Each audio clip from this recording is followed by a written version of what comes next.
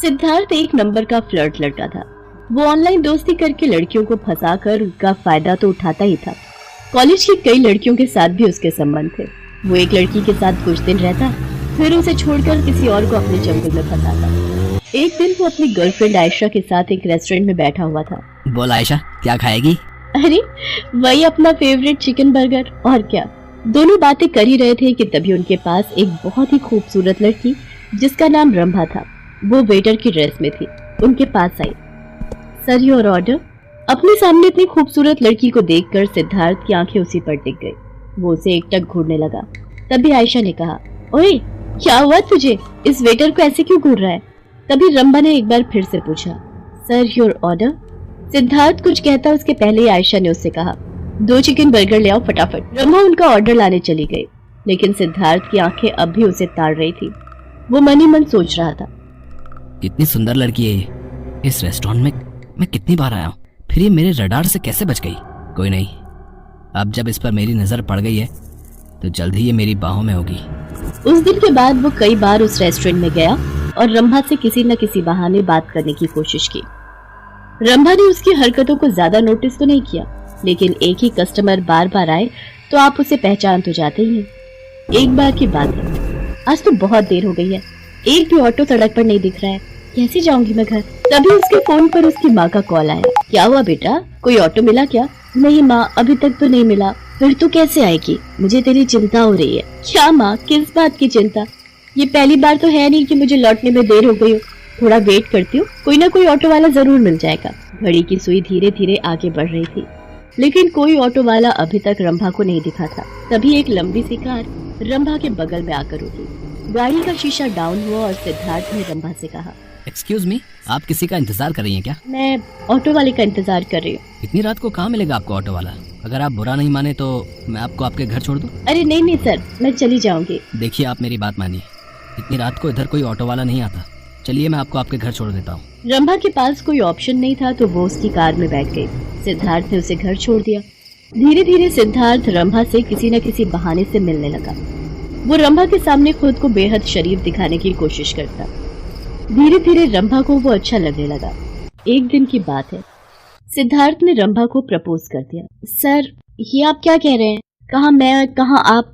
मैं एक मामूली वेटर और आप इतने अमीर घर के। और मैंने तो आपको आपकी गर्लफ्रेंड के साथ देखा था जब आप पहली बार हमारे रेस्टोरेंट आए थे। रंभा, मेरी कई लड़कियां दोस्त हैं, वो सब सिर्फ फ्रेंड ही है, मेरी गर्लफ्रेंड नहीं। और हाँ, तुमने क्या कहा कि तुम एक वेटर हो और मैं अमीर लड़का? प्यार ये सब नहीं देखता, मैं तुम्हें प्यार करता हूँ।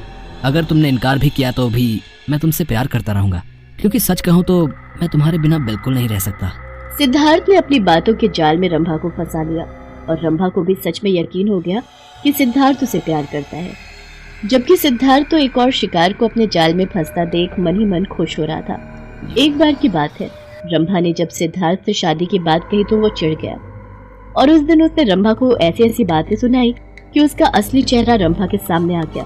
तेरे साथ? अरे मैंने तो कितनों के साथ टाइम पास किया है और अभी भी कर रहा हूँ।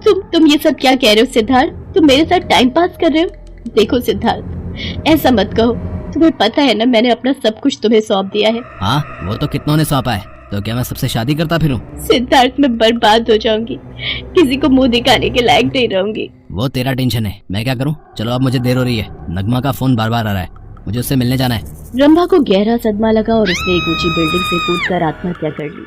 मरते ही वो चुड़ैल बन गई। सिद्धार्थ, लड़कियां तेरी कमजोरी है ना, तो रुक, मैं इसी कमजोरी को अपना हथियार बनाऊंगी और उसी हथियार से तुझे तेरी मंजिल तक पहुंचाऊंगी, और तेरी मंजिल है मौत।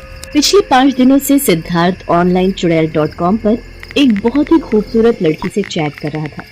कुछ दिनों पहले जब वो पहली बार इस साइट पर आया तो उसे बहुत ही आश्चर्य हुआ। ऑनलाइन चुड़ैल.com है? गजब नाम है भाई, बहुत ही गजब नाम है इस डेटिंग साइट का। तो भला चुड़ैलें भी आजकल ऑनलाइन रहने लगी हैं क्या? और वो भी डेटिंग करती हैं क्या? ये सोचते सोचते उसने उस साइट पर जैसे ही क्लिक किया, एक बहुत ही खूबसूरत लड़की की तस्वीर उसके सामने आ गई। उत्तरी, क्या लड़की है यार, इतनी खूबसूरत। साइट का नाम है चुड़ैल.com और लड़की किसी परी जैसी। काश ये मेरी जिंदगी में आ जाए तो बात बन जाए। ये सोचते हुए उसने चैट बॉक्स में हेलो लिखा। कुछ सेकंड के बाद उधर से हेलो का जवाब हेलो में आया। बातचीत के क्रम में सिद्धार्थ को पता लगा कि चैट करने वाली लड़की का नाम संध्या है। उसने उससे चैट करना शुरू कर दिया और फिर कुछ दिनों के बाद उसका नंबर भी मांग लिया और आज तो वो संध्या से मिलने वाला था। उसने संध्या को अपने घर पर ही बुला लिया था क्योंकि उसके मम्मी पापा विदेश गए हुए थे। रात के 9 बजे एक बहुत ही खूबसूरत लड़की उसके सामने आई। ओह माय गॉड, सामने से तो तुम बहुत ही सुंदर हो Sandhya. I love you too Siddharth. Siddharth ने संध्या को गले से लगाना चाहा, लेकिन उसने जैसे ही उसका हाथ पकड़ा उसे बिजली का जोरदार झटका लगा। वो दूर जा गिरा। करंट? अरे करंट कैसे लग गया मुझे? करंट? कहाँ है करंट? अरे मैंने तुम्हें छुआ तो मुझे जोर का झटका लगा। जोर का झटका। संध्या चलती हुई उसके पास आई और उसे अपना हाथ फिर से पकड़ने को कहा। जैसे ही सिद्धार्थ ने उसका हाथ पकड़ा, इस बार करंट तो नहीं लेकिन आग की लपटें संध्या के शरीर से निकलने लगी और वो उस आग में झुलसने लगा। कौन हो तुम? कौन हो? तुम्हारे शरीर से आग की लपटें क्यों निकल रही हैं? अरे मुझसे दूर हटो, मैं जल जाऊंगा इस आग से। तुझे जलाने ही तो आई हूँ सिद्धार्थ, तुझे जलाने ही आई हूँ। मार दूंगी मैं तुझे, जान से मार दूंगी। रंभा अब संध्या का वेश छोड़कर अपने असली रूप में आ गई थी। उसे देखकर सिद्धार्थ डर के मारे कांपने लगा। रंभा, तुमने तो आत्महत्या कर ली थी। दूसरों की नजर में वो भले ही आत्महत्या हो, लेकिन वो हत्या थी मेरी। तुमने मुझे मजबूर किया था खुद को मारने पर। वो हत्या तुमने की थी सिद्धार्थ, मैं तुम्हें छोड़ूंगी नहीं। ये कहकर उसने सिद्धार्थ पर हमला कर दिया और उसके बाल पकड़कर उसे खींचती हुई छत की ओर ले जाने लगी।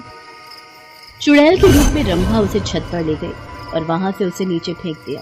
सिद्धार्थ थोड़ी देर जमीन पर पड़ा पड़ा तड़पता रहा और उसके बाद उसकी मौत हो गई।